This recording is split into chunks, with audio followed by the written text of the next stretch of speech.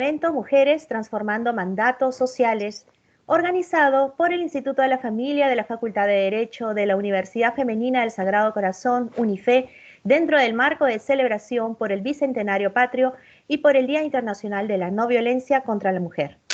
Para ello, se ha invitado a personalidades dentro del campo de la historia, la psicología, el derecho y la música, para que compartan sus conocimientos, opiniones, experiencias sobre el tema durante 3 días de webinars, programadas una de ellas para el día de hoy, viernes 26, martes 30 de noviembre y jueves 2 de diciembre.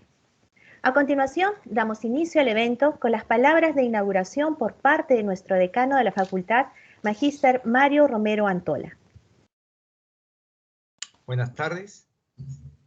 Permítame, en primer lugar, agradecer la deferencia del Instituto de la Familia, en la persona de su presidente, la doctora Alba Castro, de invitarme a la inauguración, a inaugurar este tan importante evento denominado Mujeres Transformando Mandatos Sociales.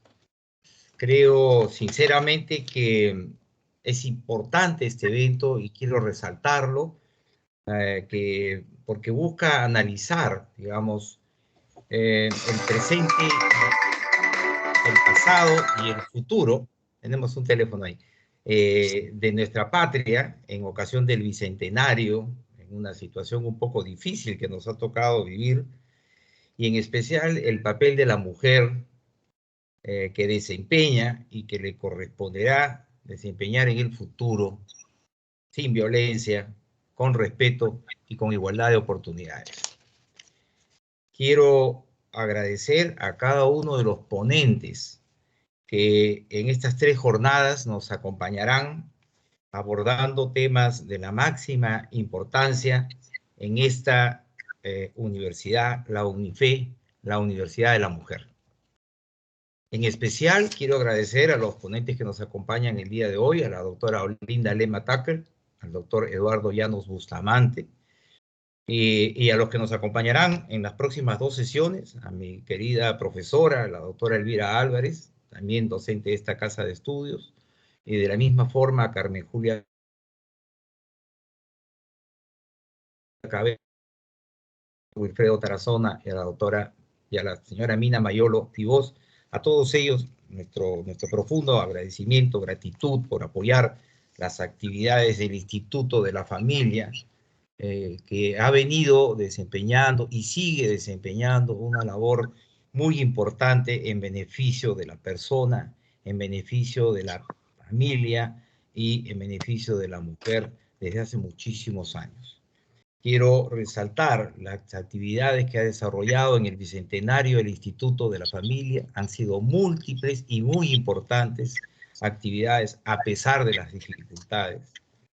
Quiero también resaltar el papel que le ha tocado desempeñar a su presidenta, la doctora Olga Castro, siempre dispuesta a apoyar todo tipo de actividad de capacitación, de coordinación, la revista del Instituto de la Familia, las distintas conferencias, la participación de las estudiantes, la proyección a la comunidad que tiene el instituto, y todas estas actividades pues enorgullecen a la Facultad de Derecho, que fundamentalmente, como no sé si ustedes saben, una de sus líneas principales de investigación y uno de sus objetivos fundamentales es la protección de la familia, el resaltar los valores de la mujer, y esto desde su constitución, desde su fundación.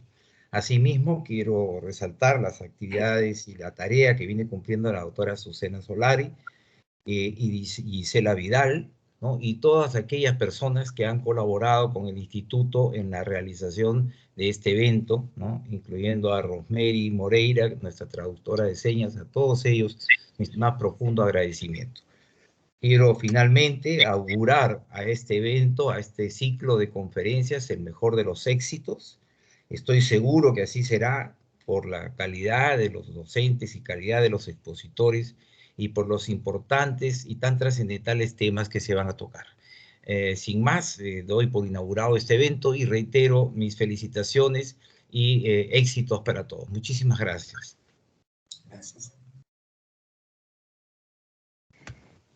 Agradecemos las palabras de nuestro decano y seguidamente damos pase a la magíster Olga María Castro Pérez Treviño, presidenta del Instituto de la Familia, para las palabras de bienvenida. Adelante, doctora.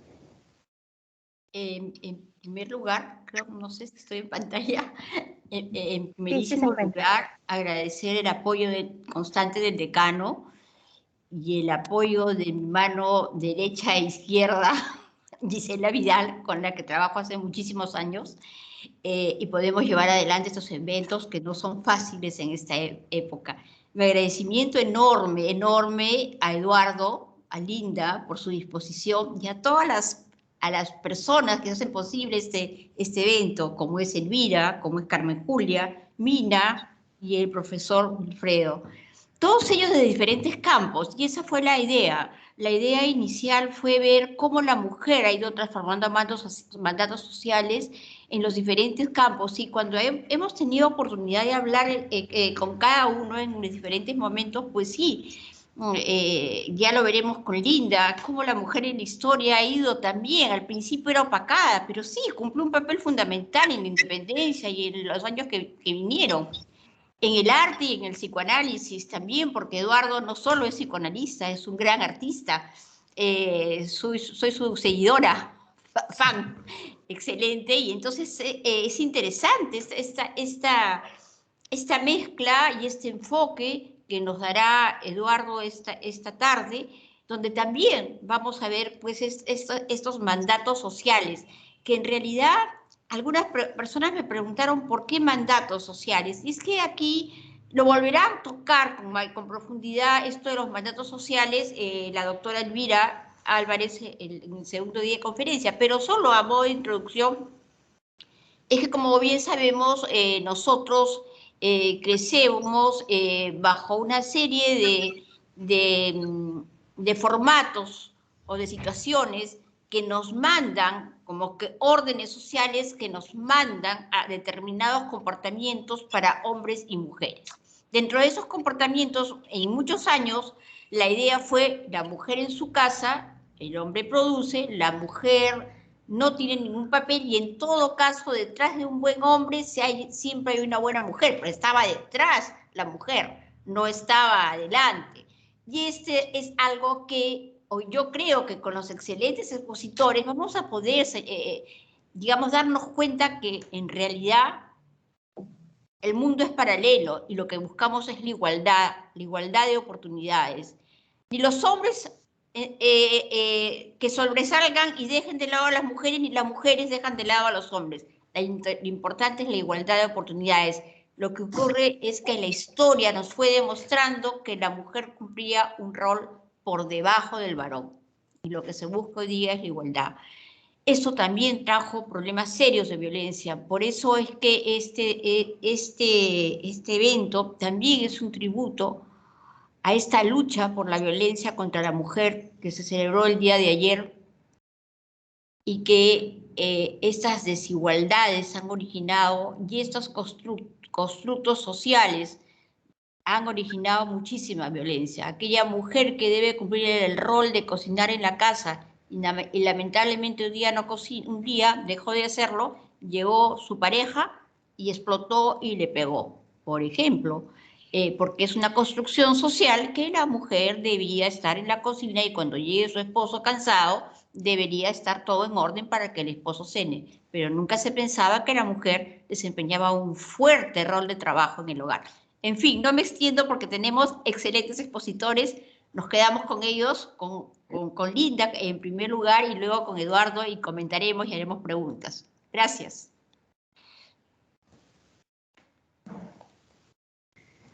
Muchas gracias, doctora Olga María Castro, por sus palabras.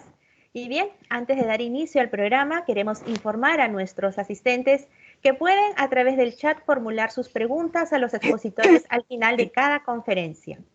Ahora sí, vamos a dar inicio al programa, y para ello daré lectura del currículum vitae de nuestra primera conferencista invitada del día de hoy, la magíster Linda Lema Tucker.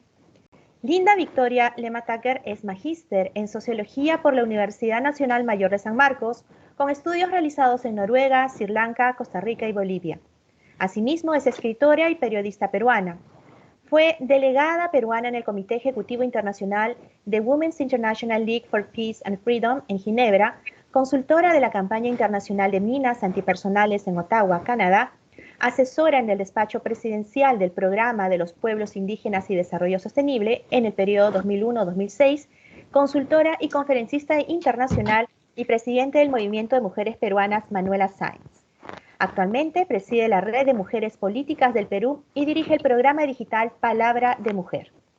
En el año 2005, el presidente de la República de Francia, Jacques Chirac, le confirió el título de Caballero de la Orden Nacional al Mérito por su valiosa contribución profesional a las relaciones culturales entre el Perú y Francia. En el año 2017, el alcalde de Miraflores, Jorge Muñoz, le otorgó la Medalla de Honor al Mérito por su destacada defensa de los derechos de la mujer. Y en el año 2019, la Federación para la Paz Internacional la designó embajadora de la paz en el Congreso de la República. Ha publicado diversos libros como El proyecto de gas de Camisea y los pueblos indígenas en aislamiento voluntario. Del mismo modo, en el año 2021, la editorial Estruendo Mundo presentó su destacado libro Heroínas Peruanas del Bicentenario en la Municipalidad de Lima y en la Feria Ricardo Palma de Miraflores. Además, se ha desempeñado como articulista en las secciones de opinión de los diarios El Comercio, La República, El Peruano y Uno hasta la actualidad, donde ha publicado diversos artículos vinculados al desarrollo del país, mujeres y pueblos indígenas a lo largo de la historia peruana. Damos el uso de la palabra a la magíster Linda Lema, quien expondrá su conferencia Heroínas del Bicentenario. Adelante, doctora. Sí, muy buenas tardes.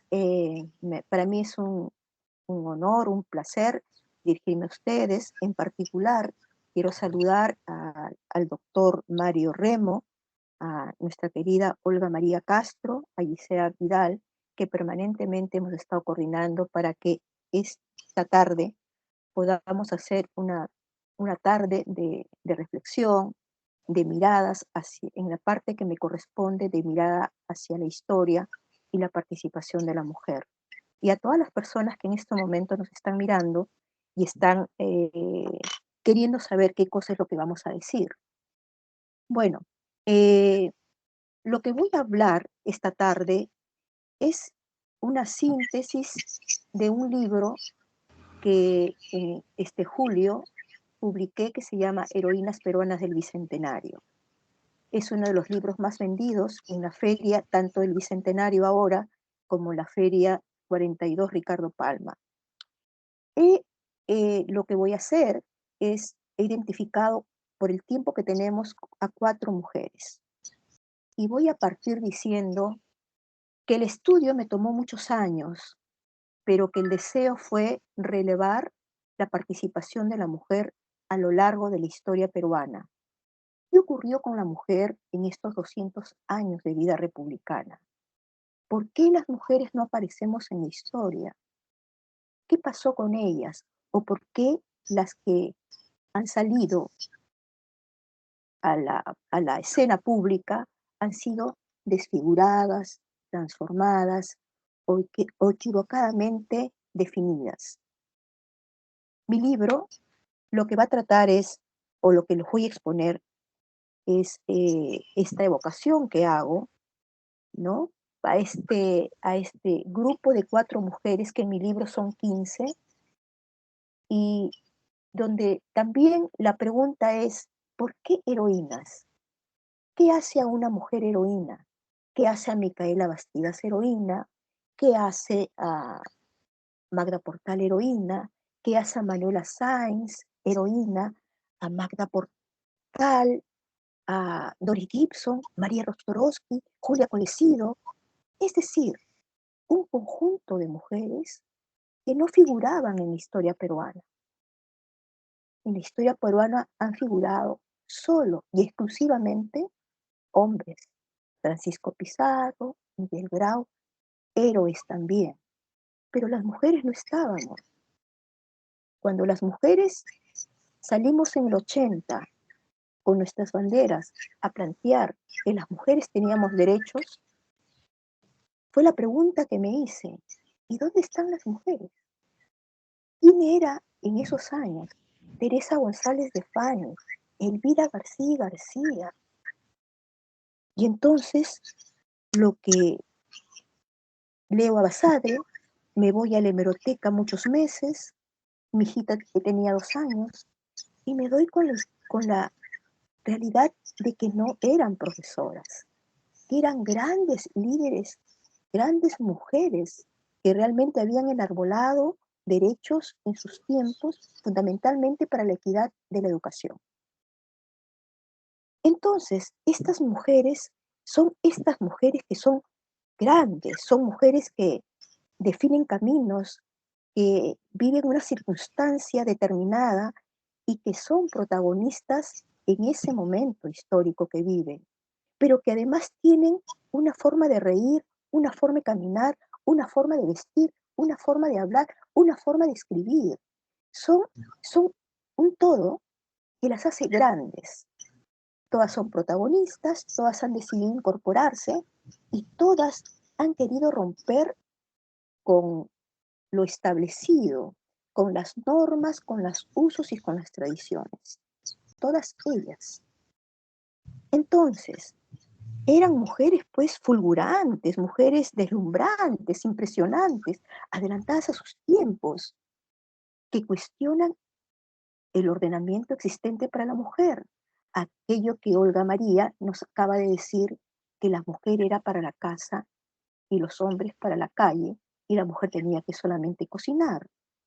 Entonces, lo largo de la historia, nos vemos que las memorias de estas mujeres fueron confiscadas, fueron calificadas con epítetos muy peyorativos, muy duros, por la intelectualidad masculina. Ha habido una intelectualidad masculina que en el devenir nos eliminó, nos puso a un costado y donde no estábamos presentes en la historia peruana. Resulta que ahora las mujeres escribimos la historia y tenemos otra forma de mirar la historia, otra forma de sentir la historia, otra forma de vivirla, porque somos mujeres que tenemos aquello que es pasión, que tenemos sensibilidad, que hemos sido madres, que tenemos, bueno, tenemos una forma de ser particular. Sin embargo, en el discurso femenino jamás a las mujeres se les concibió como aliadas en lo social, en lo político, en lo cultural. No fueron aceptadas.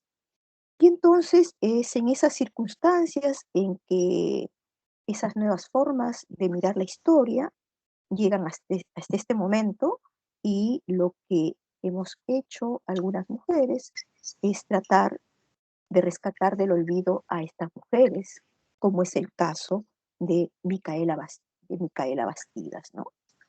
¿Quién fue Micaela Bastidas y por qué esta tarde queremos reconocerla como una gran una mujer invencible, como digo yo, una mujer invencible, una mujer gigante, una mujer grande? Siempre se recordó a Tupac Amaru, pero nunca se le mencionó a ella. Hace poco tiempo en que de alguna manera se le mira a ella. Micaela Bastidas nació en Pampamarca, en Cusco. Y quería un poco saber quién era ella, y voy a poner en este momento aquí vamos a poner compartir y vamos a mirar. Creo que no está. No está mi compartir, caramba, me da pena. Me da pena que no esté las diapositivas que había trabajado para ustedes. Pero bueno, vamos a seguir. Micaela Bastidas es de Pampamarca, es producto de una familia que tenía agricultura, que tenía ganado, era parte de una aristocracia pueblerina. Ella nace en un contexto de la colonia, ¿ok? En este momento pensemos la colonia y pensemos la situación de las mujeres en la colonia, que no se ha dicho mucho, que no se sabe mucho tampoco, que no se ha escrito mucho y que falta mucha investigación. Disculpe, doctora Linda, ¿podría por favor prender su cámara? Claro que sí. Sí, para poder verlo. Okay. No se preocupe. ¿Me han escuchado? Sí, ¿no es cierto? Sí, sí, lo hemos escuchado. Ya. Entonces, ella vive en este contexto de la colonia, ella era una mujer bonita, hermosa, que es producto de una relación de un español con un español y afrodescendiente, y una mujer que era su madre, que era una mujer de Cusco. Entonces, ella, en el transcurrir del tiempo, ella tiene una educación básica, como en ese tiempo tenían las mujeres. Las mujeres solamente le bastaba que tuvieran una educación elemental, una educación que era saber leer, saber escribir, educación cristiana, y nada más en ese tiempo. Ella tuvo esa educación, pero era una mujer extraordinariamente, además, inteligente, ¿no? Era bella e inteligente, ¿no? Porque tenía además una majestad, ¿no? O sea, tenía eso que algunas mujeres tienen, ¿no? Que es ese don de decencia, don de mando, etcétera, estaban en ella. Túpac Amaru, José Gabriel Condoncanqui, que es su nombre, se conocieron desde muy jóvenes, se hicieron amigos, se casaron, tuvieron 3 hijos, pero en ellos hay una atracción, además, que es una atracción intelectual, una atracción de la justicia.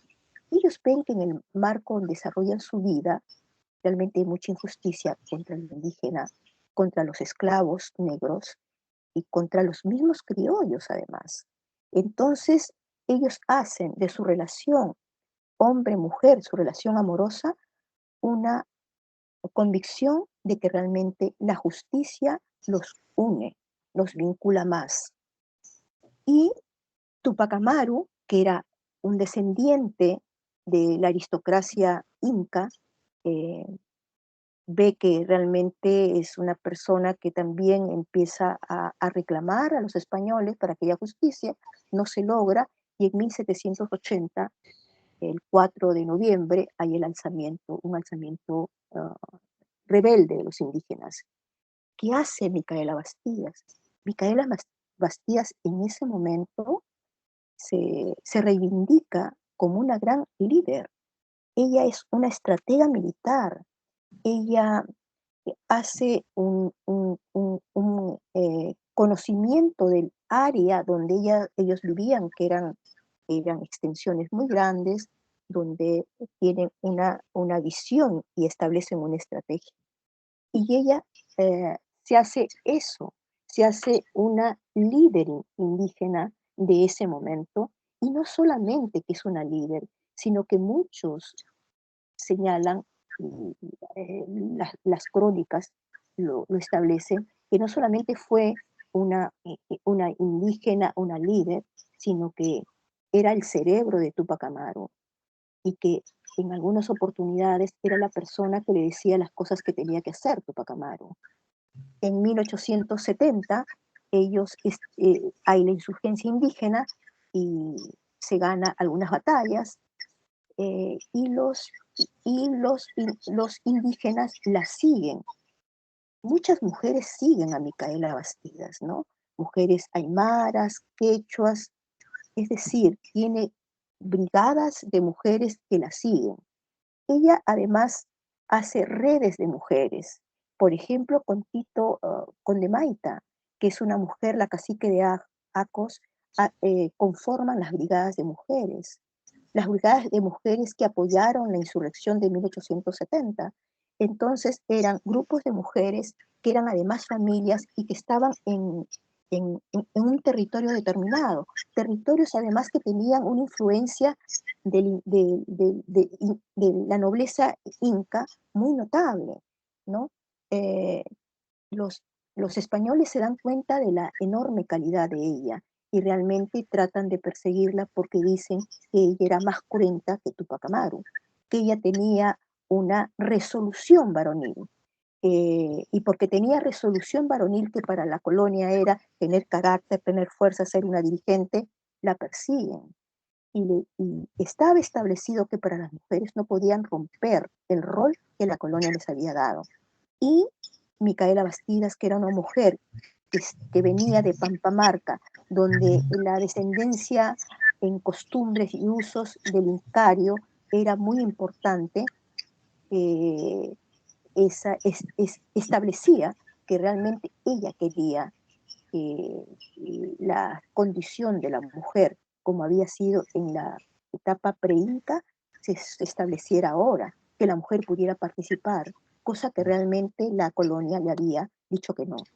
Llegado el momento, la persecución fue tal que estamos ya cerca al mes de mayo de 1871, cuando realmente ella es apresada su esposo, es apresada sus hijos, y aquello que la corona había dicho, que toda mujer que realmente no supiera responder y respetar el estatuto colonial iba a ser eh, duramente sojuzgado, duramente reprimido, como fue con ella, ¿no? Ella llega, la reprimen, la pasean por toda la plaza, eh, eh, su esposo, sus hijos están en la plataforma donde los ubican y ella fallece a punta del garrote, eh, cruelmente la, la matan, ¿no? Y no solamente a él, sino a su hijo Hipólito, a su esposo y a Fernando, que lo dejan en libertad, pero esa es otra historia, porque Fernando lo llevan a España, ¿no?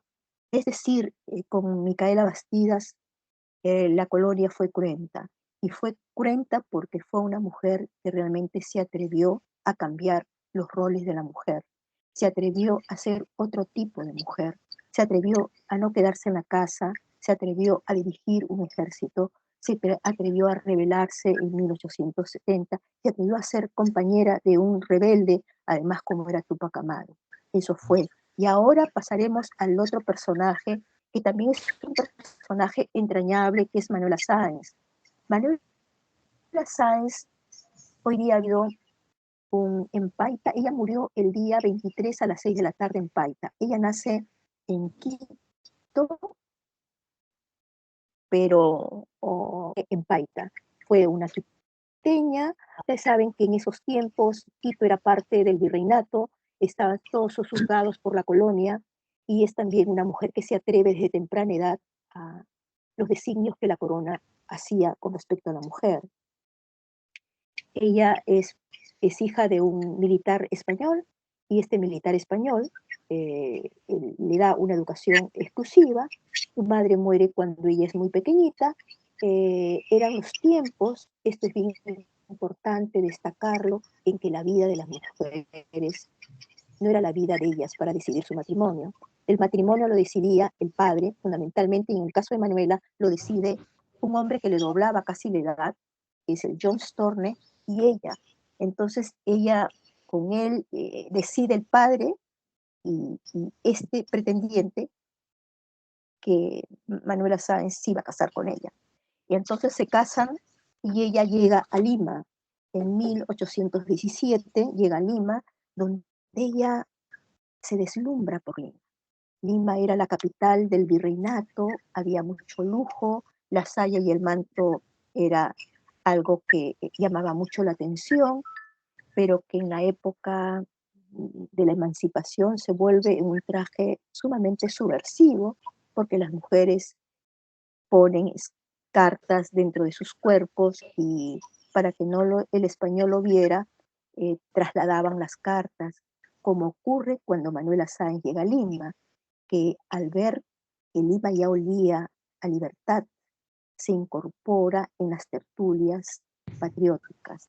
Estas tertulias estaban conformadas por mujeres que eran mujeres de una extracción muy alta, de la aristocracia, que no quería ya la colonia y que quieren la libertad. En esas tertulias se incorpora Manuela, y ella establece, igual que Micaela Bastidas, una estrategia militar, hace una red de espionaje, traslada las cartas para el general San Martín, que estaba llegando ya del sur, hace comunicación, difunde y hace pública la libertad. En un momento determinado, su carácter rebelde y valiente y bravío que tenía esta mujer, que siempre dijeron que era la amante del Libertador. Les voy a contar por qué, porque ella después conoce, como ella había sido a la fuerza casada con este James Thorne, ella luego viaja de Lima, viaja a Quito, y en Quito se encuentra con que también la insurrección independentista estaba a todo dar, y conoce a Simón Bolívar, el Libertador, que el Libertador se queda impresionado con ella porque estaba con la banda de seda que ya San Martín se la había dado. No es que ella llegó a Quito como una mujer sin ningún tipo de valor independentista. Ella llega a Quito con una banda porque ella había sido parte de una insurrección frente a un grupo que se llamaba Munancia, que era, que era realmente un grupo realista, que ella los combina y que son parte de la independencia, que hacen parte de la patria, del convencimiento de que tenían que ser parte del ejército patriótico. Ella en Paita, en Quito conoce a Simón Bolívar y Simón Bolívar queda deslumbrado con ella. Al llegado el tiempo pasa, ella llega a Lima, él llega a Lima y los dos hacen, igual que Micaela Bastidas y Tupac Amaru, esa convicción de luchar ambos por la libertad. En mi libro, y tengo otro libro que no lo han enunciado, que es Manuela Sáenz, la heroína olvidada. En ese libro yo hablo de un amor histórico, porque es un amor trascendente, un amor que vive muchas circunstancias, donde los dos caminan por circunstancias determinadas, ella se hace grande porque cuida los archivos, porque llega con Simón Bolívar a la Magdalena. La Magdalena era como el palacio en esos tiempos, un palacio de gobierno.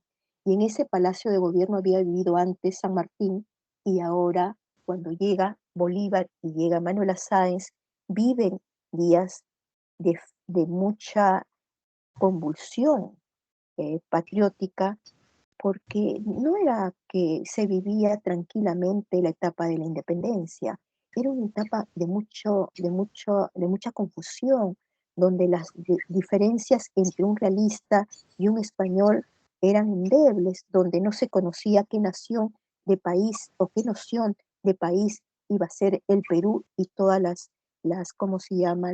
Los países que habían sido liberados ya. Y el Perú era tan importante porque en el Perú estaba la cabeza política, militar de la colonia.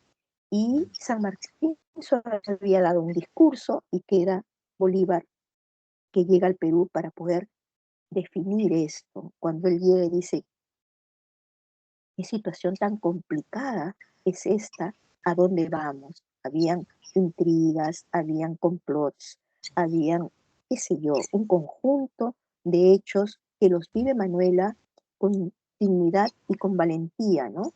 Porque fue ella los ojos y los oídos de Bolívar.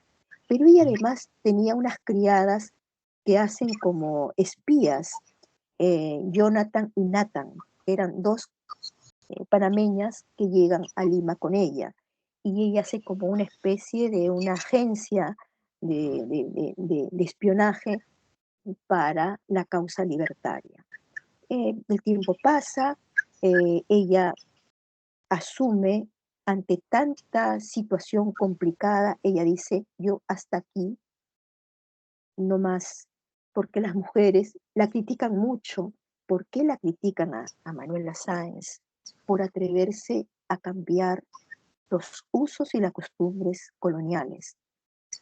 Las mujeres, a veces somos las mujeres las más difíciles de poder cambiar la mentalidad. Para ellas, las mujeres de esos tiempos, les fue muy difícil aceptar a una Manuela Sáenz vestida de uniforme militar, que usaba el armamento, que salía a caballo y que usaba el uniforme fundamentalmente, ¿no? Entonces la vieron como una mujer que realmente no tenía buenas costumbres y que realmente estaba en contra de eso, ¿no? Entonces ella decide en ese momento entregarse a la lucha libertaria y participa en la batalla de Junín y participa, ojo, fue una mujer que participa en la batalla de Ayacucho el 9 de diciembre de 1824. General Sucre, que es parte de esta circunstancia que vive el Perú en Ayacucho, porque Bolívar estaba en Lima, frente a una circunstancia que se había dado, tiene que estar en Lima. ¿Qué es lo que hace Manuela Sáenz? Manuela Sáenz exige que se le dé un reconocimiento militar. No se le da reconocimiento militar porque es mujer, porque además a las mujeres fuertes, bravías como estas heroínas, siempre se les dijo que eran descocadas o que eran prostitutas, que eran mujeres, es decir, un conjunto de calificativos peyorativos a Manuela Sáenz, ¿no? Entonces Manuela Sáenz cuando muere Simón Bolívar en 1830, ella sigue, no claudica, sigue con la libertad en sus manos y con los principios establecidos por Bolívar, y ella llega a Bogotá, en Bogotá le expulsan, llega a Quito, a su tierra natal, le expulsa hasta que llega a Paita. En Paita ella vive hasta, hasta 56 años. Entonces es una persona que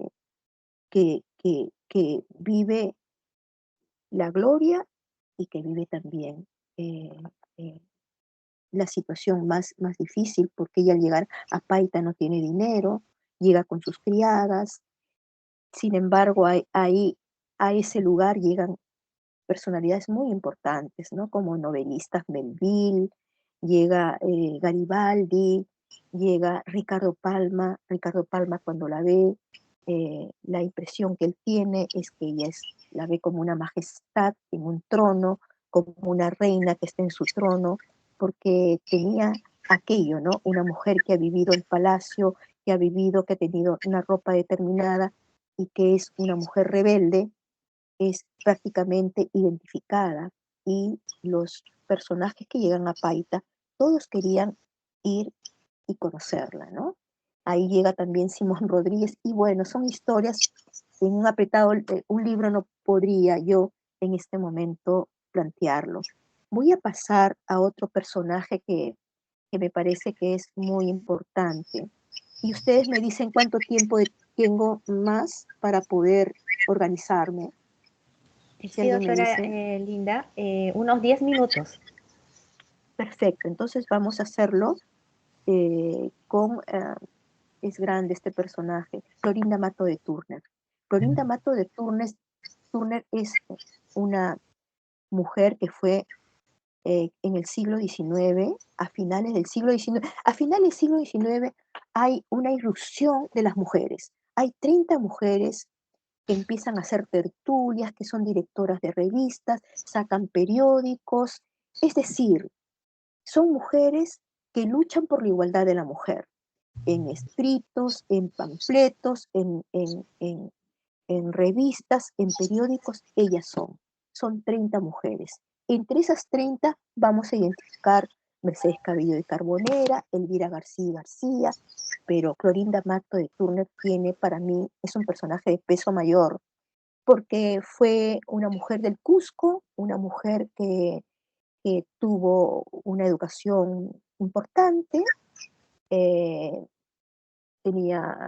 fue descendiente de una familia que tenía dinero, y se hace una mujer que sabe el quechua, aprende el quechua, habla el quechua, pero ama también el lugar donde vive. Y en el lugar donde vive se da cuenta también de las injusticias que vivían los indígenas, particularmente. Y como en su familia había muchas mujeres, las mujeres le habían inducido también a la lucha por las mujeres. Entonces ella es una luchadora por los derechos de las mujeres y por los derechos indígenas. En el transcurrir de su vida, ella se casa con un, un médico, eh, Turner, y se llega a Tinta, que es un lugar cercano a donde ella, en Cusco, a donde ella vivía, y ahí vive con su esposo. En, en las noches ella escucha que los indígenas hablan de la rebelión de Micaela Bastián y Tupac Amaru, y eso a ella la llena de mucho sensibilidad frente a la situación que vivían los indígenas de explotación, de subyugación, ¿no? Y entonces ella va a decir, mi lucha será esta, y está muy clara.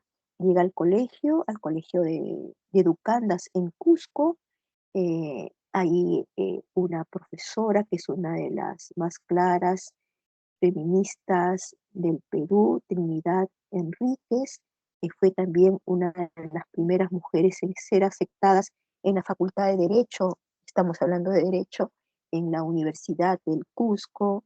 Entonces, es la primera mujer abogada, es su profesora. Ella empieza desde temprana edad a, a darse cuenta de que sabía escribir y empieza a escribir relatos, empieza a reescribir relatos y transcurre su vida hasta que se casa con Jeff Thorne, viven, se hace directora de una revista, la convocan a Arequipa con años adelante en la bolsa sigue escribiendo hasta que llega a Lima, donde habían unas tertulias. ¿A qué es importante esto? Las tertulias de Juana Manuela Gorriti se habían fundado en 1874, más o menos, ¿no? Ahí llegan muchas mujeres, llega Ricardo Palma, Mercedes Caello, y ella llega también ahí, y porque había sido ya una mujer que había elaborado escritos y libros, la condecoran, ¿no? Esa noche fue una noche muy importante en que ya es coronada, ¿no? Había una corona especial que le otorga a Clorinda Mato de Turner. Sin embargo, la guerra rompe todo este camino que habían hecho las mujeres por la defensa de la educación de las mujeres. Las mujeres solamente tenían una educación, como hemos dicho antes, y miren que estamos en el siglo XIX, la condición de la mujer no cambia. La ilustración no hace que las mujeres cambien su situación, sigue igual. Fue la lucha de las mujeres la que hace que en el transcurrir del tiempo se fueran cambiando poco a poco las condiciones educativas para la mujer, las condiciones del trabajo para la mujer, las condiciones indígenas para los indígenas. Fue una lucha que emprendieron ellas y la emprendió fundamentalmente Clorinda Mato de Turner, porque después de la guerra con Chile, que el país queda en una situación lamentable, ella es directora del Perú Ilustrado. Y no solamente el Perú Ilustrado, sino que en 1890 ella publica su libro Ave sin nido. La hace famosa en este Ave sin nido, ella pone de manifiesto la situación en que viven las mujeres en comunidades remotas, en pueblos remotos, donde las autoridades, jueces, gobernadores y hasta la iglesia misma abusaban de las mujeres, ¿no? Esto llega a Lima y verdad que realmente la prensa, sectores conservadores ponen el ojo en ella, más aún que ella había asumido, eh, el- ella era cacerista y el cacerismo tiene un comportamiento en el Perú que era antipiérola. Bueno, esas son ya situaciones más difíciles, pero lo que quiero decir que en un momento determinado todas las fuerzas conservadoras contra lo que ella había levantado como sus banderas de libertad para las mujeres, que no realmente no fuese la mujer abusada por las autoridades, ella es acusada, ella es acusada y lo que ella tiene que hacer es irse del país. Ella tiene que exilarse del país porque su imprenta que había con esfuerzo construido, las fuerzas fiorelistas vienen y la incendian y destrozan toda su, aquello que para ella era importante, que era editar libros, que era que era su fuente de trabajo también. Se va a Argentina, y en Argentina en 1809 muere, ¿no? Luego pasaremos al otro personaje que es muy largo, pero que diré cortamente, Magda Portal, ¿no? Magda Portal es una persona que yo conocí, la quise mucho, y fue una mujer que en sus postrimerías, ¿no? Porque ella tenía bastante edad cuando la conozco. Pero ¿quién es Magda Portal? Magda Portal es una escritora y además fue una política. Fue la política del siglo pasado. Nace en Barranco, tiene dificultades, su padre muere cuando ella tiene 5 años, vive en una situación económica muy delicada, ella sueña con llegar a la universidad, no puede llegar a la Universidad de San Marcos, ella ingresa a la Universidad de San Marcos como una alumna libre y se confunde con las ideas sanmarquinas, conoce a Aya de la Torre, en 1830 funda con Aya de la Torre el Partido Aprista Peruano, eran 56 personas que firman el acta de fundación y es la única mujer. Es una etapa del 20 al 30 muy importante porque es la época en que los intelectuales salen y realmente plantean propósitos distintos para hacer del país un país de justicia para los indígenas y también para las mujeres. Entonces Magda Portal lucha mucho para que la mujer tuviera derecho al voto. Estamos ya en la etapa ya de equidad en la educación, ahora nos queda los derechos políticos, ¿no? El derecho al voto, la mujer no tenía derecho al voto. Y entonces ahí Magda Portal es una de las abanderadas que plantea esto, ¿no? Sin embargo, en este transcurrir, forma partidos, gana concursos literarios, pero vive muchos exilios. La deportan, Leguía la deporta, otro gobierno la deporta, entonces tiene que vivir y tiene que venir y tiene que irse y tiene una niña, una hija que se llamó Gloria, que tristemente su hija fallece a los 27 años, ¿no? Se quita la vida, Gloria. Eso la pone en una situación determinada a Magda, cosa que nunca quiso hablar, pero que era una mujer fuerte. Cuando en 1945 Aya de la Torre convoca al Congreso aprista, eh, Magda Portal plantea la defensa de la mujer y Aya de la Torre no defiende a las mujeres.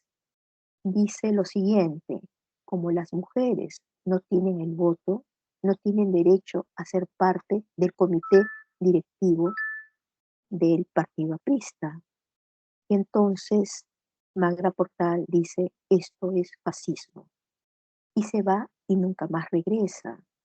Alguna vez en su casa ella me contó así, que luego el partido aprista le tocó la puerta y que querían que nuevamente ella volviera al partido aprista. Ella se negó rotundamente y le dijo a la delegación aprista que llegó, le dijo, yo avanzo, nunca retrocedo. Yo la conocí, tendría cerca de 70 y tantos años, 80 años, y ella seguía activando, seguía siendo fuerte. Sin embargo, al final, cuando ella estuvo en el hospital, el partido y las organizaciones mueren en el olvido, ¿no?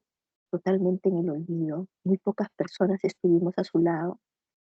Al final, en San Marcos, le rinde un homenaje en la casona de San Marcos.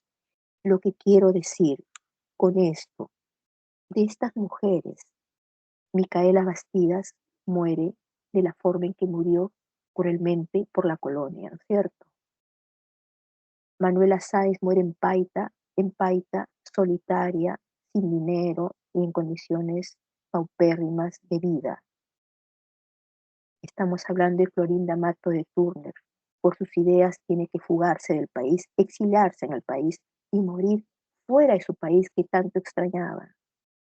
Magda Portal muere en la pobreza, muere sola, sin su partido que más amó, solamente acompañada por un grupo de mujeres que le dio cariño, y que al final, ese es el final de estas grandes mujeres, de estas heroínas que se atrevieron a cambiar la vida de las mujeres, a hacer del país sea un país de democracia, de justicia, de equidad. Eso es lo que esta tarde he podido un poco apresurada poderles contarles de un libro que tiene 400 páginas, que es este, y que el día martes estaré en la feria del Bicentenario en el Parque Kennedy a las 3 de la tarde comentando este libro con una mujer que es joven, que es Indira Wilka. Vamos a conversar y los invito a que participen o que estemos juntos en esta tarde que será seguramente inolvidable. Muy buenas tardes.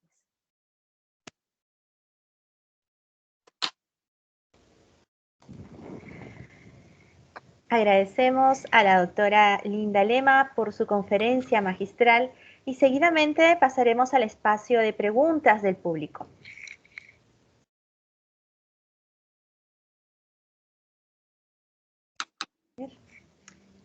Yo tengo aquí un par de preguntas que justamente nos han enviado, dirigida a la doctora. ¿Cuál considera usted que es el reto de las mujeres de este nuevo milenio? Sí, pues, dicen que es el siglo de las mujeres, está definido así, como el siglo de las mujeres. Miren, ve, de la reflexión que yo tengo es el siguiente, ¿ya? Esto ha sido parte de la historia. Ahora estamos las mujeres en este siglo y estamos activas. Ahora todas las mujeres se plantean el tema de género. Todas tienen preguntas sobre el tema de género, sea en las ciencias, sea en el derecho, sea en las ciencias sociales, sea en la ingeniería, en la arquitectura. ¿No? Hay mujeres que están planteando temas determinados. No sé hasta dónde iremos en este siglo XXI. Estamos a escasos 20 años de este presente siglo. ¿Qué va a ocurrir? ¿Qué va a ocurrir? Ocurrirá que las mujeres tendrán que llegar al poder para hacer de este planeta un planeta sin guerras, un planeta sin armamentos, un planeta de equidad, un planeta de paz, un planeta de amor. Eso es lo único, que es lo que damos las mujeres, pero que mujeres como las que hemos nombrado tuvieron que enfrentarse para poder llegar. Creo que las mujeres tienen toda la capacidad, como lo hicieron ellas, de llegar a lugares determinados, tanto en la academia, tanto en el Congreso, en lo político, en las ciencias. Yo creo que esa es una de las tareas.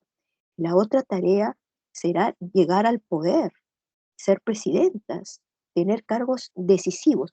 ¿Por qué? Porque si la mujer no tiene el cargo no tiene el poder, no va a poder decidir por las mujeres mismas. Estoy hablando de mujeres con ética, de mujeres con moral, de mujeres con corazón, de mujeres que tienen una mirada de sensibilidad, ¿no? Creo que las mujeres tienen que llegar, y determinadas mujeres tienen que llegar al poder, ¿no? Para que realmente su pensamiento sea considerado, ¿no? Este es el siglo de las mujeres. Muy bien, muchas gracias. Tenemos otras dos preguntas más, doctora. Sí. La obra Ave sin nido de Clorinda Matos contribuye un episodio en la historia para la defensa de los derechos de la mujer. A ver, estamos hablando del siglo XIX, postrimerías del siglo XIX, en que la mujer no tenía derecho a tener igualdad de educación, en que la mujer no tenía derecho al voto, en que la mujer era cualquier cosa menos mujer, en que la mujer no tenía derechos. Y entonces este libro que se escribe en Cusco y que Clorinda Matos de Turner lo trae a Lima a finales de siglo, es realmente, es aplaudido, porque el libro sale del Perú y se presenta en varios países, España y otros países, Argentina también, y es un libro que es muy vendido, que es aplaudido por muchas personas, pero sí es una reivindicación. Creo que ella trae este tema en el cual las mujeres eran, por las autoridades, por los gobernadores, eran abusadas por ellos, difunde, lo hace realidad y dice ella que esto no debe ocurrir, que esto no debe ser, que la situación debe cambiar. Esa es su lucha permanente de Clorinda Mato de Turner. Es más, yo creo que ella en el siglo XIX, perdón, porque mata Portales en el XX, creo que ella es la política del siglo XIX. En estos días he estado pensando en eso, porque al leer la lectura de mi libro, los caminos que ella recorre es como una mujer política. Todo lo que hace es una intelectual, activista y política, porque todas sus actividades son políticas. Ella sabe que es una demanda política. Ella cuando la coronan sabe que llega a Lima y que va a plantear cosas nuevas respecto a la mujer. Y entonces plantea el tema de la educación, plantea el tema político, plantea un conjunto de reivindicaciones. Son mujeres de otro tiempo, son mujeres que avanzan en el tiempo, ¿no? Sí, yo creo que Ave sin nido definitivamente es una obra trascendental para las mujeres de esa época del siglo XIX, finales del siglo XIX. Gracias. Y aquí tenemos nuestra última pregunta. ¿Cuál es, a su parecer, perdón, aquí dice, cuál es su parecer respecto a la mujer quechua hablante en el Perú de hoy? Ay, es uno de mis temas más sensibles, ¿no? Yo he trabajado mucho también el tema indígena, ¿no? El tema de la multiculturalidad, ¿no? El tema de, ¿no? Yo creo que no solamente la mujer quechua, ¿no? Sino tenemos la mujer amazónica, ¿no? Eh, Son mujeres extraordinarias, ¿no? Son mujeres que además cuando usted, la persona que ha hecho la pregunta, habla de mujer quechua, ¿no? Estamos hablando de cultura, estamos hablando de una lengua, estamos hablando, para mí, el respeto absoluto, siempre lo tuve, no sé por qué, está en mi corazón el tema indígena. No sé por qué, desde los 11 años, lo primero que escribí fue un tema sobre el tema indígena, no, sé, no, el tema del indio. Yo tenía 11 años y entonces mis papás un poco que realmente dijeron, caray, ¿no? Pero es un tema, yo creo que es el corazón del Perú y una mujer indígena es una mujer indígena cuando no es reconocida en su idioma, cuando no es reconocida en su cultura, cuando es condición de mujer y cuando es con su condición económica, imagínense lo que será. Es muy triste. Yo creo que esa es una reivindicación y es una defensa que tenemos que hacer todas las mujeres, más en este siglo. Creo que será el siglo en un momento de estas mujeres. Yo creo que en algún momento esto tiene que cambiar. El Perú va a cambiar y va a cambiar bien. Yo le auguro a mi país lo mejor y le auguro lo mejor para las mujeres también indígenas y las mujeres quechuas y las mujeres amazónicas, donde tenemos lideresas de gran nivel, de gran nivel que están defendiendo el territorio y donde la violencia contra ellas se da con mucha fuerza, mucha fuerza. Entonces ellas también están en una lucha contra el patriarcado y contra el machismo y contra la mentalidad masculina que todavía en muchos sectores todavía hay muchos hombres. Miren, también es otro tema, ¿no? Que los hombres han avanzado mucho algunos, ¿no?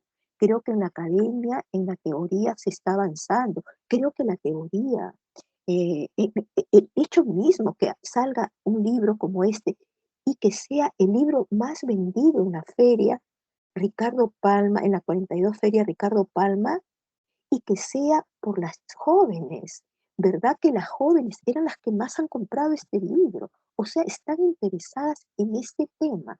El tema de la historia de las mujeres es un tema importante para las mujeres.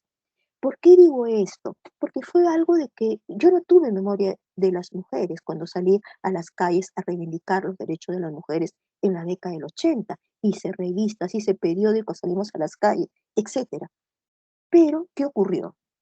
Ocurrió que no había memoria. Ahora ya tenemos una memoria, ahora las mujeres saben que existió Micaela Bastidas, que existió Las Toledo, que existió 15 mujeres hay acá. Quisiera escribir más para tener, fueron muchas, muchas han sido las mujeres que han luchado a lo largo de la historia de este bicentenario. Hubiese querido y era el sueño. Yo hice el libro por eso, para que ellas fueran por el Congreso definidas como heroínas peruanas del Bicentenario, cosa que no se ha logrado porque creo que la situación es un poco complicada en el país, pero habrá el momento en que hagamos a nuestras heroínas, ponerlas en el lugar histórico que les corresponde, ¿no? Buenas tardes, lo que podría decir. Muy bien, muchísimas gracias, Magíster Linda Lema. Gracias por poner nuevamente en la palestra, por hacer visible a aquellas magníficas mujeres que el Perú ha tenido, aquellas que han resaltado en un papel protagónico para la lucha de nuestra independencia, nuestra historia, por nuestro derecho a la educación y por el derecho a voto. Gracias también por responder a las preguntas del público y dar su parecer sobre la mujer, no solamente quechua, sino también amazónica, ¿no? La mujer andina y la mujer amazónica. Mujeres importantes también, que forma parte pues de nuestra nación, la nación peruana, que es pluricultural. Muy bien, muchísimas gracias y seguidamente vamos a continuar con el programa y a continuación quisiera invitar por favor al psicólogo Eduardo Llanos Bustamante. Voy a presentarlo. Él es psicólogo clínico por la Pontificia Universidad Católica del Perú, psicoterapeuta psicoanalítico por el Centro de Psicoterapia Psicoanalítica de Lima y psicoanalista, miembro de la Sociedad Peruana de Psicoanálisis y de la Sociedad Internacional de Psicoanálisis. Entre los años 1990 y 2000 coordinó el Departamento Psicosocial de Migrante, Casa Abierta para Hispanohablantes de Ámsterdam. Desde el año 2006 participa como invitado en el Grupo de Trabajo de Cooperación Intercultural del Instituto Holandés de Psicoanálisis. Asimismo, es artista plástico graduado en la Rivlet Academy de Ámsterdam, Holanda, y ha realizado diversas exposiciones en Perú, Estados Unidos y Holanda. Y ha sido ganador del Premio IPAE de Escultura 2018, organizado por el Instituto Británico de Lima. En el campo académico ha sido docente en la Pontificia Universidad Católica del Perú y en el Centro de Psicoterapia Psicoanalítica de Lima. Damos la bienvenida a Eduardo Llanos, quien expondrá su conferencia La mujer, motivo de estudio e inspiración en constante transformación. Sí, ¿se me escucha? Sí, se le escucha. Muy bien. Doctor, ¿cómo está? Bueno, primero que nada agradecer tremendamente esta invitación. Estoy sumamente conmovido además por lo que he escuchado de la doctora Lema. Me parece interesantísimo la oportunidad de poder tener esta entrada a la historia desde la perspectiva de cuántos personajes que han sido no como olvidados, digamos, dentro de nuestra historia, que sin embargo han sido fundamentales, ¿no? En mi caso también vamos a tocar ciertas historias, pero más bien desde la perspectiva psicoanalítica, que tiene que ver con la perspectiva más, digamos, personal, más desde el mundo interno. El presente trabajo que les voy a presentar es una reflexión sobre la mujer como motivo de estudio, pero también de inspiración, tanto en las disciplinas de corte psicoanalítico como en el arte, a la luz de las constantes vicisitudes y profundas transformaciones por las que vamos atravesando hoy más que nunca, ¿no? Se trata de dos caminos de entrada en búsqueda de complementariedad y mutua inspiración, sin dejar de lado... Doctor Eduardo Llanos, ¿podría prender su cámara? Se ha apagado. Sí. ¿Ahí está? Ahora sí lo podemos ver. Ok, bueno. Les decía que Sí, les decía que, bueno, se trata de dos caminos de entrada en búsqueda de complementariedad y mutua inspiración, sin dejar de lado las peculiaridades propias de nuestro país en pleno bicentenario y al agobio y dentro del agobio de esta pandemia mundial, ¿no? Quiero comenzar citando un pequeño relato y a partir de ahí desarrollaremos el tema, ¿no? Este es un relato mío de una próxima publicación que se llama Crónicas de Pandemia. El artista tocaba el saxo y de pronto apareció un heladero. Se ubicó frente al artista, esperó a que termine su canción y con tierna mirada metió la mano en el cajón de su carrito y le regaló el mejor de los helados. Al poco rato, se escucha la potente voz de una mujer entonando: cuando la tarde languidece, renacen las sombras. Y yo salgo a la ventana y veo una morena con una bebé en brazos, terminando su pregón con un estruendoso: pasa el resto de la noche moliendo café. De algunas ventanas del edificio se sienten aplausos y caen bolsitas de plástico con algunas monedas. Ella, agradeciendo con un dejo extranjero, sigue su camino. Viendo esto, provoca pensar cómo hoy más que nunca los vínculos humanos son vitales. ¿Quién se iba a imaginar que hace más de año y medio todo cambiaría tan intempestivamente? La pandemia ha trastocado nuestras vidas y quehaceres, pero felizmente, como en la escena del saxofonista y el heladero, la cantante con su bebé y sus admiradores desde el balcón, podemos comprobar que aún los vínculos nos tienden la mano.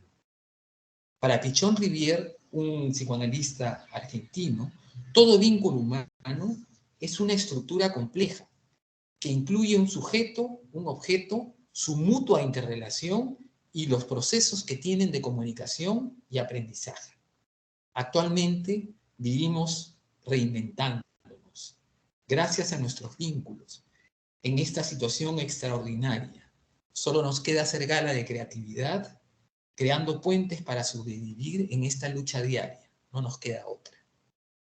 Pero, ¿qué tiene que ver esta primera reflexión con el tema que nos ocupa en este momento?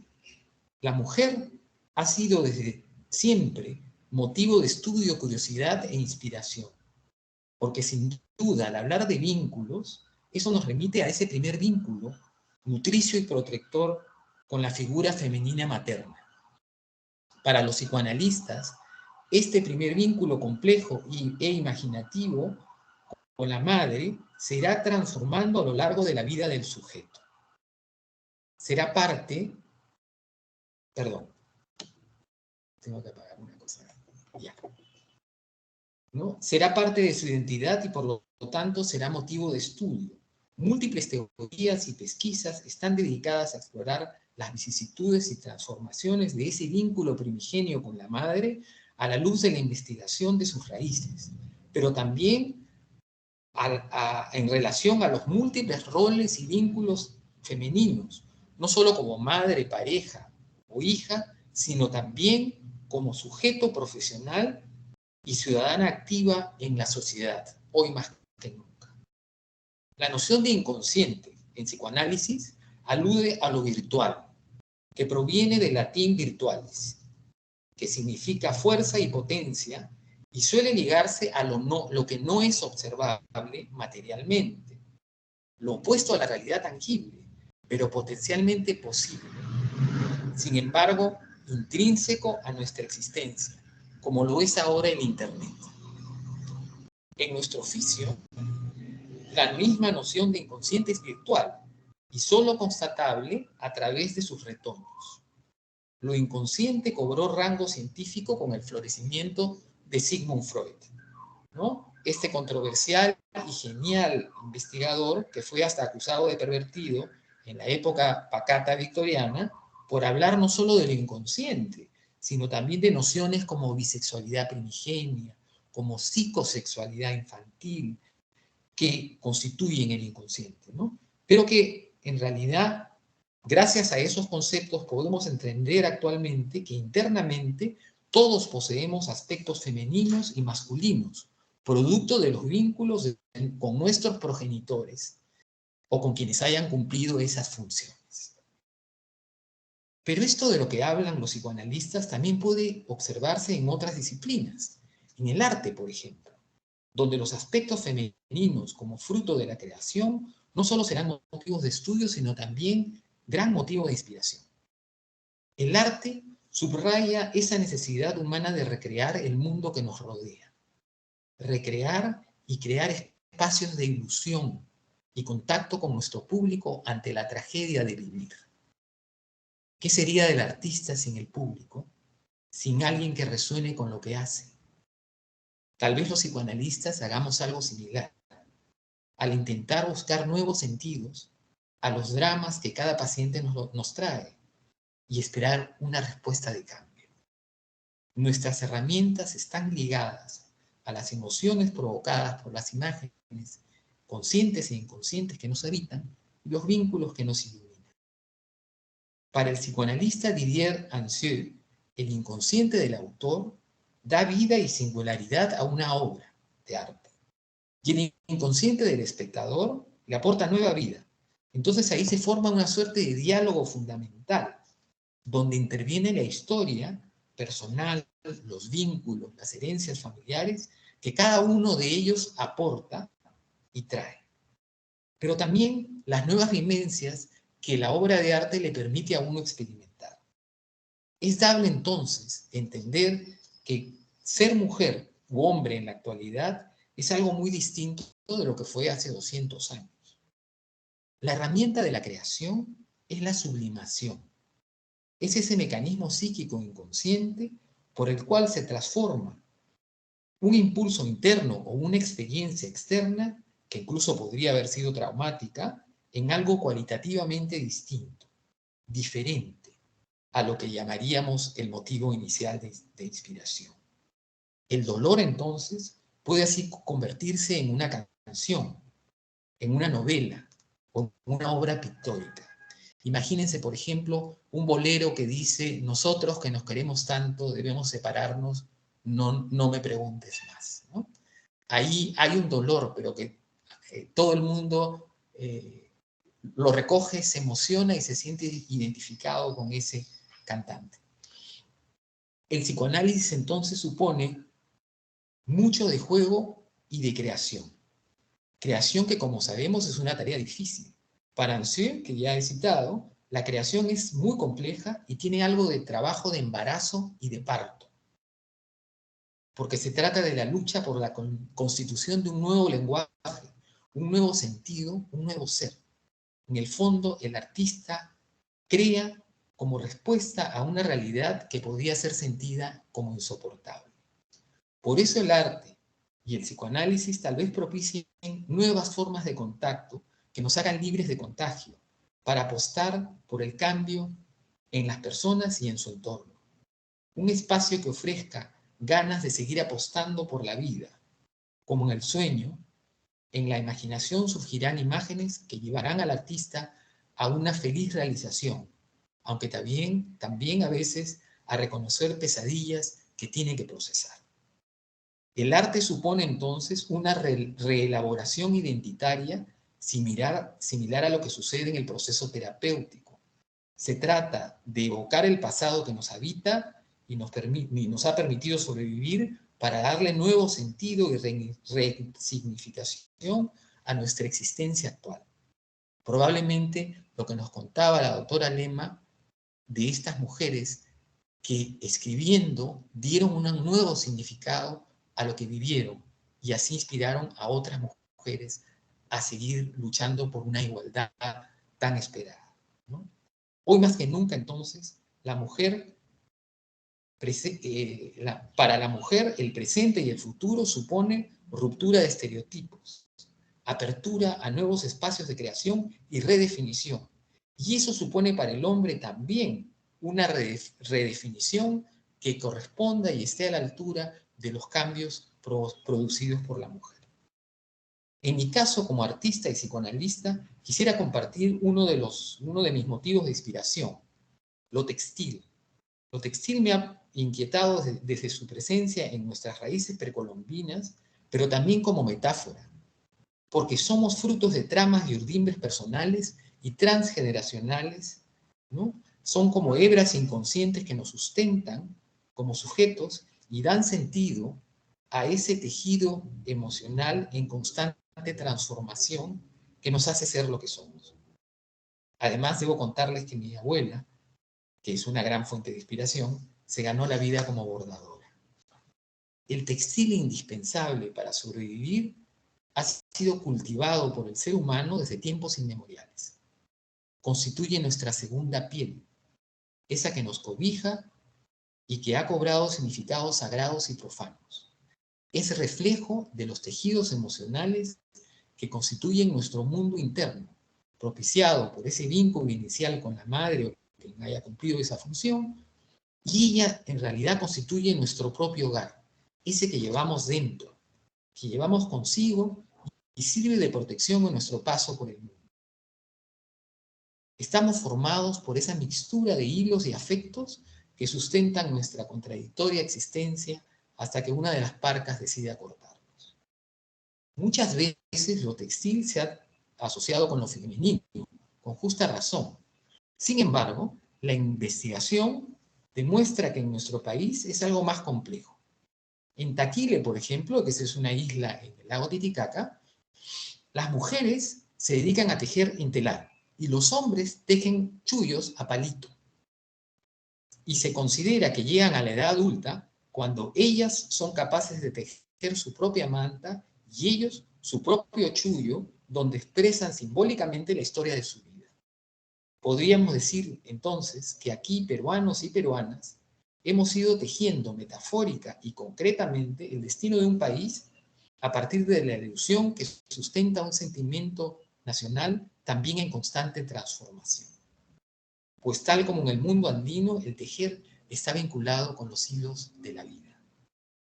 Mi trabajo plástico tiene que ver con eso de lo textil y con el método psicoanalítico de la asociación libre, donde la indagación lleva a la historia del sujeto como motivo de inspiración y de investigación, en una suerte de contrapunto entre tejiendo colores, materiales e historias. El psicoanálisis y la plástica son actividades no necesariamente que se mezclen, sino más bien se nutren mutuamente.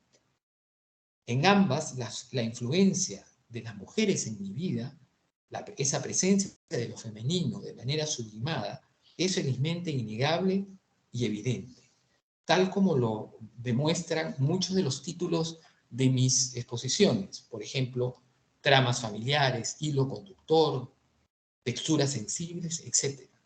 Quisiera ahora ilustrar esto que les he estado explicando con una instalación que fue presentada inicialmente en el IGNA de Miraflores y que después pasó a formar parte de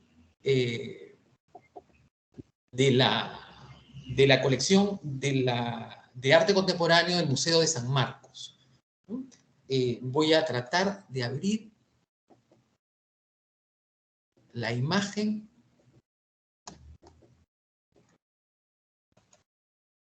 Ahí está. No sé si la pueden ver.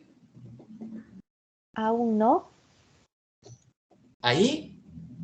Tampoco. ¿Lo está compartiendo? ¿Está compartiendo, doctor, la Sí, pantalla? sí, pero no sé qué pasa. A ver, voy a cerrar esto de nuevo. Aquí estoy compartiendo la campaña, la pantalla, toda la pantalla. No. No sale, ¿verdad? No sé. Gisela, usted tiene A ver, déjeme tratar yo para compartir. Igual voy a intentar lo mismo. Ya.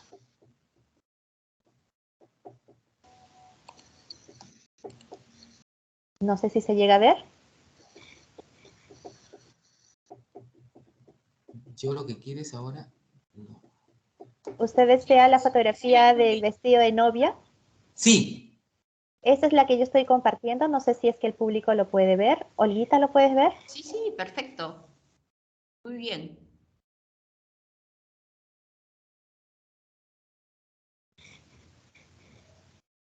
Ya se está proyectando. Lo estoy proyectando yo, doctor Eduardo Llanos.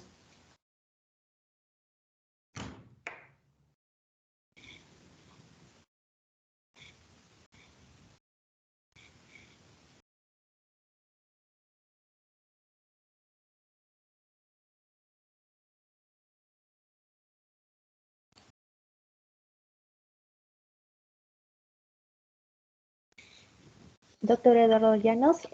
Sí, ya volví a entrar, ahora sí. Ah, ya, perfecto. Ahí está. No Y sé. ahora sí se ve la imagen, ¿no? Sí, yo la estoy compartiendo. Ah, perfecto. Muchísimas gracias. De Bueno, les nada. contaba, esta imagen es una instalación que está actualmente en el Museo de San Marcos y está inspirada en una historia personal que voy a continuación a leer. Le he titulado La novia eterna y dice así: por fin llegaste a Lima. Ni tú misma podías creer cómo lo hiciste. Cómo pudiste cruzar esos ríos, esas quebradas, cordilleras andinas y desiertos costeños. Tú así tan mocosita, tan menudita, toda tan chunchita y encima con la bebé en brazos. La bebé que había nacido a medio camino, allá en Canoa, en medio del río. Los de acá decían que era brasileña y los de allá que era peruana.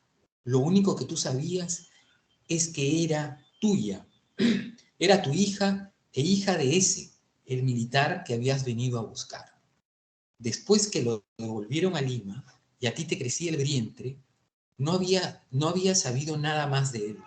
Pero acá en la mano tenías ese papelito arrugado donde te escribieron la dirección.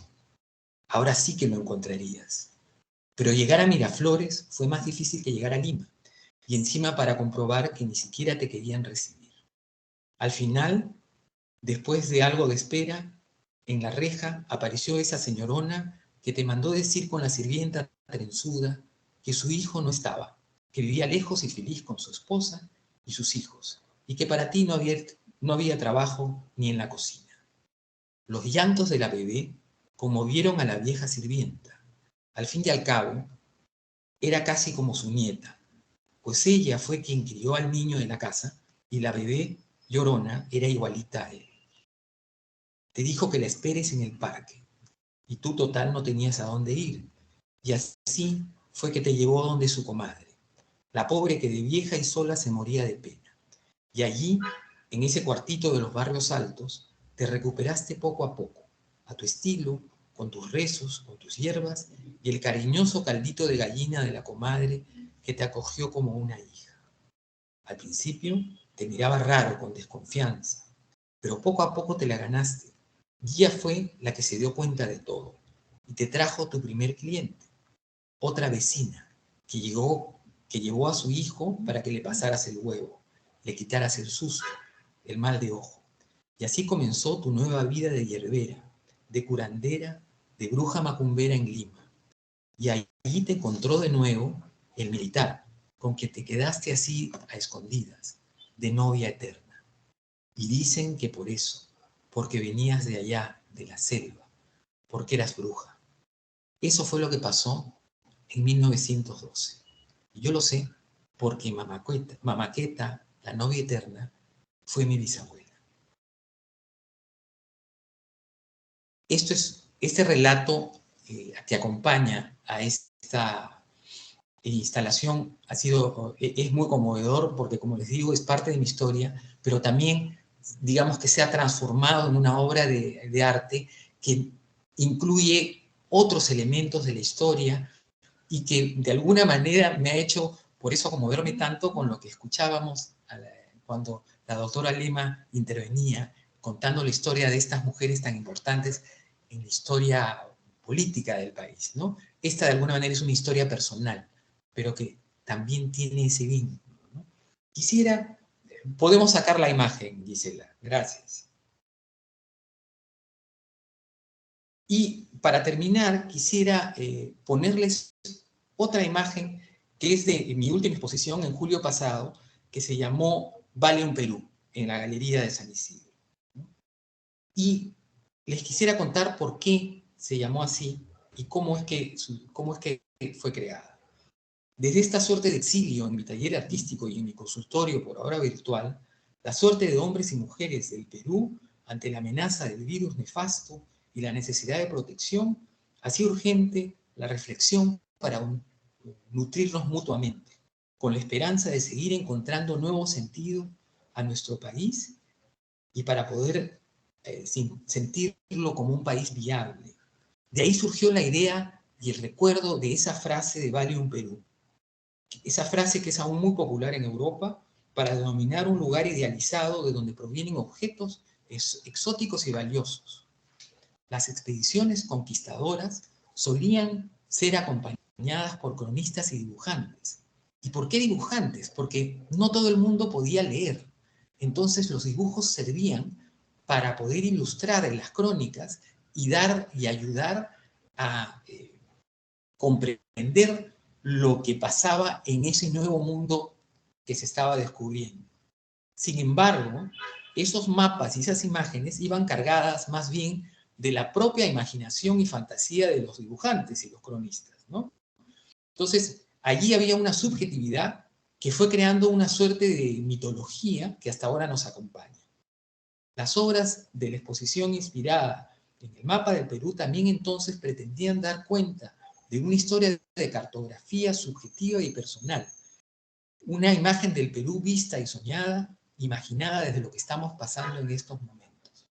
Este es nuestro Perú a portas del Bicentenario, en medio de albures y temores, ruegos y esperanzas de que todo esto pase.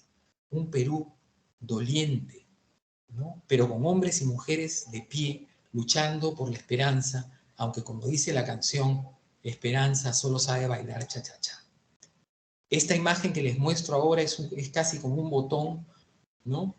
Para ilustrar cómo el Perú está formado por pétalos de fieltro y acrílico. El fieltro es un material textil que no es tejido, sino es fruto del prensado, de la comprensión y la condensación de las fibras que lo hacen resistente y abrigador. Esperemos que nuestros vínculos de mujeres y hombres actualmente nos lo permitan.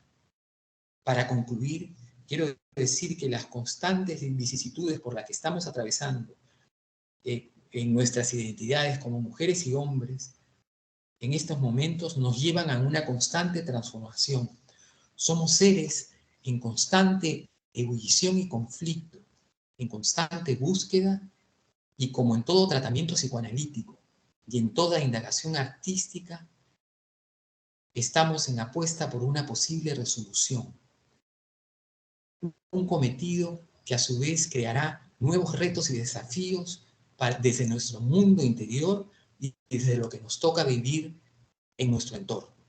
Estos últimos tiempos, donde además se agrega esta crisis sanitaria mundial, constituye una dramática muestra de ello. Para la mujer en el Perú y en el mundo, el esfuerzo por esa redefinición constante es inconmensurable y sumamente valioso, y nos obliga a todos, hombres y mujeres, a responder a la altura. Muchas gracias.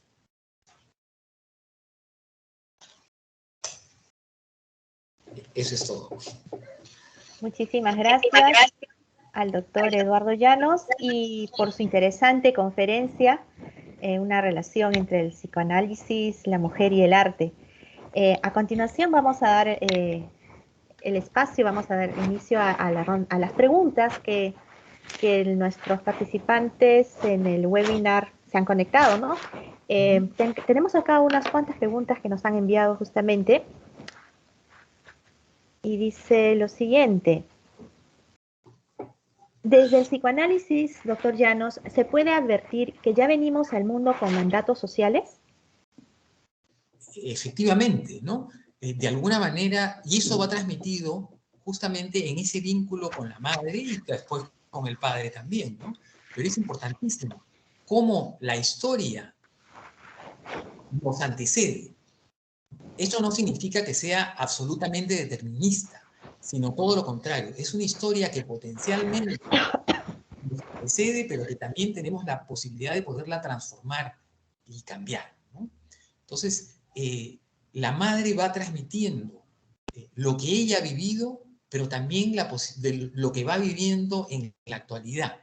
Por eso es bien interesante, ligándolo con lo que decía la doctora Lema, de cómo mujeres revolucionarias, como las que citó, de alguna manera han inspirado cambios que las mujeres actuales también incorporan en su vida familiar, en su vida personal y en su vida como madres. Y van inspirando también transformaciones en sus propios hijos, hombres y mujeres. Muy no sé bien. si queda más o menos. Sí, doctor. Acá tenemos otra pregunta, que creo que son dos preguntas que creo que la podemos unir. Dice, Vale. ¿cómo entender que las personas tenemos de femenino y masculino? Ajá. ¿Y cómo finalmente somos? ¿Masculinos, femeninos o transexuales? ¿Ello tiene que ver con los mandatos sociales?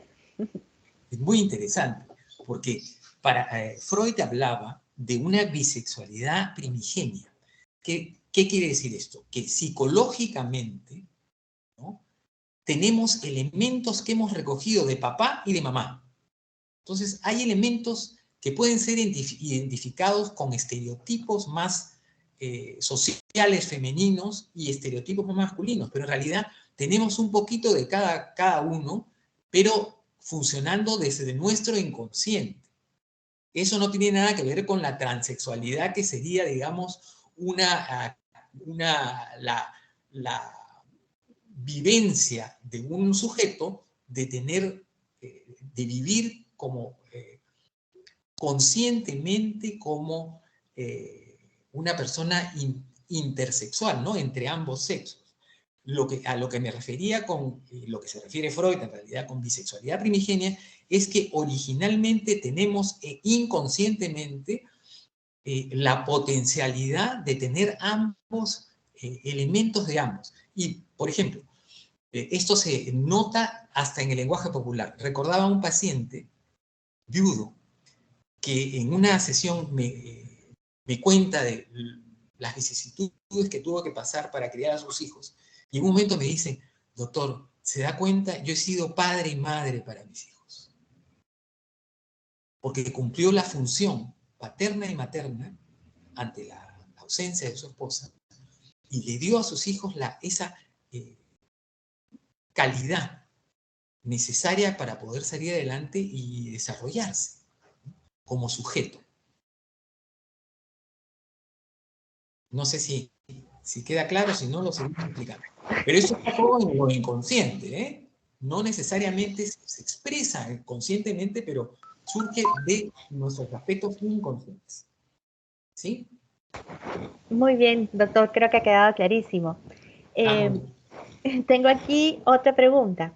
¿Considera usted que para resolver un conflicto de familia, el arte puede contribuir a reducir esta tensión por la aceptación de una nueva forma de familia? Y seguramente.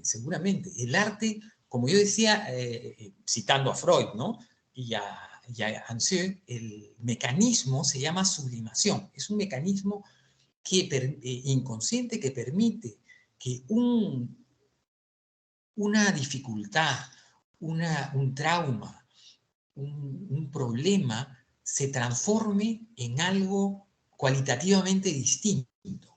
Digamos que esa energía, esa tragedia pueda ser transformado hasta en su contrario. Por eso les ponía el ejemplo del bolero, ¿no?, que en realidad es una cosa que nos emociona, todo, y nos está contando una historia muy triste, ¿no?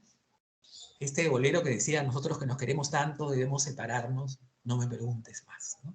Es una despedida, pero a la vez nos emociona todo y terminamos hasta bailándolo en una fiesta, ¿no? O, por ejemplo, en una pintura, hay pinturas que pueden ser de un dramatismo tremendo, ¿no?, hasta, digamos, tristes, pero que pueden crear en el espectador una emoción tan grande, identificarse con esa tristeza para poder superar sus propias tristezas, ¿no? Eso pasa, por ejemplo, en momentos de duelo, cuando se le muere a alguien, un ser querido.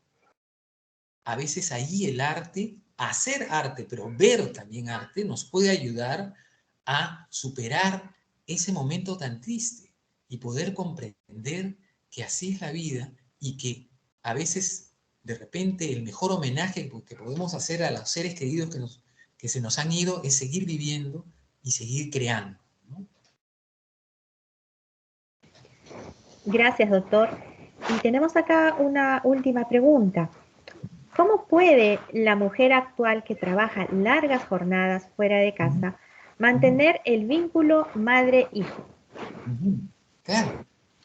Bueno, es bien interesante esta pregunta, porque el vínculo materno, por ejemplo, hay una investigadora que habla del vínculo materno como el proceso de maternaje, que lo cumple la mamá, pero también lo puede cumplir el papá, en caso de que la mamá no esté.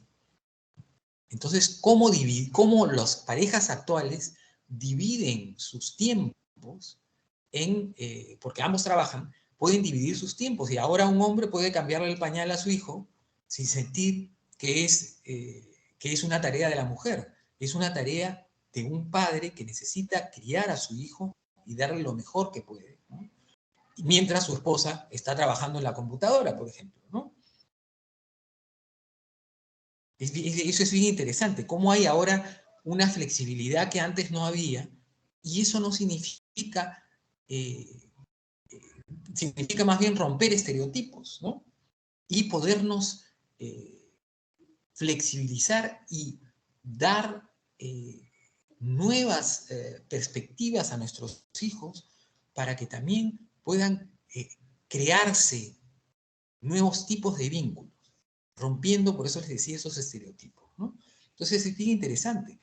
Y efectivamente, la mujer ahora trabaja, felizmente lo hace, porque eso le permite también una independencia económica que puede ayudar muchísimo a no solo su sensación de identidad, sino de valor personal. Y muchísimas madres solteras que en el Perú son el sustento de su hogar, ¿no? Y se las arreglan también para seguir adelante, felizmente. Y son un ejemplo en realidad, ¿no? Para todos. Bien, doctor Eduardo Llanos, muchísimas gracias por su conferencia y por dar la respuesta a estas interrogantes de nuestros participantes. Seguidamente vamos a dar pase a la magíster Olga María Castro, presidente del Instituto de la Familia, para dar las palabras de agradecimiento. Gracias a ustedes. Olguita, tienes que prender tu micrófono.